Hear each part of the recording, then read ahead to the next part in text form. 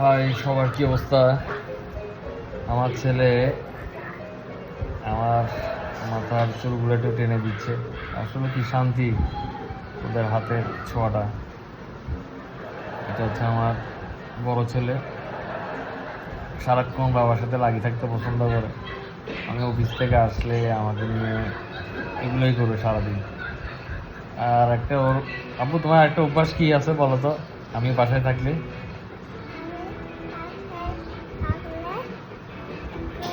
জোরে কথা বলো না।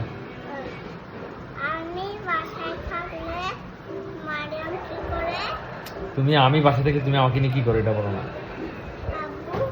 বাইরে করে নিয়ে যায় না কোথাও?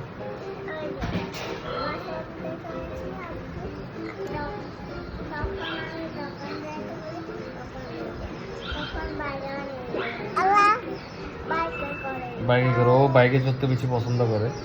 তো আমি ওকে নিয়ে বাইক থেকে ঘুরে আসি, বাইরে নিয়ে। প্রতিদিন ওর রেগুলার রুটিন হচ্ছে আমি বাসায় থাকলে বাইকে করে ঘুরতে যাবে। আর আমার এই মেয়েটাও আমাকে দেখলে সাথে সাথে ও তাল করে, কিন্তু ওকে নিই সবসময় নেওয়া হয় না। ছেলেকে নিয়ে একটু বেরো হয় বেশি। ও মার সাথে বাসায় থাকে।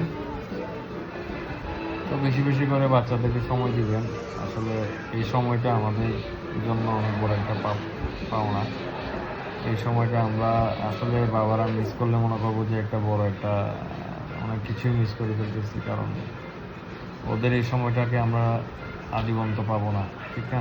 যখন ওরা বড় হয়ে যাবে, পড়াশোনা করবে, হ্যাঁ, অনেক কেউ বাইরে যাবে পড়াশোনা করতে, কেউ বড় হয়ে গেলে তো আসলে ছেলে মেয়েরা অনেকটা বাবা মার কাছ থেকে দূর হয়ে যায়। দূরে বলতে বলবো কি সেটা না, মানে ব্যস্ত হয়ে যায়। তা আমরাও তো সেম, যে বিয়ের সাথে করলাম, বাপ মা আছে, বাপ মার কাছে থাকতেছি, কিন্তু যে সময়টা এখন ওদেরকে নিয়ে আমি পাচ্ছি, এই সময়টা তো আর সবসময় পাবো না। তো এই সময়টাকে সবাই গুরুত্ব দিবেন।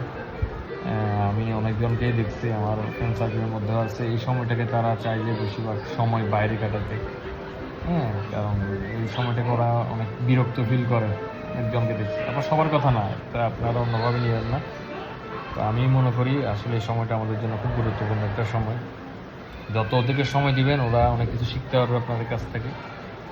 বাবা মার ভালোবাসাটা ওদের বেশি পাওয়া দরকার এই বয়সটাতে।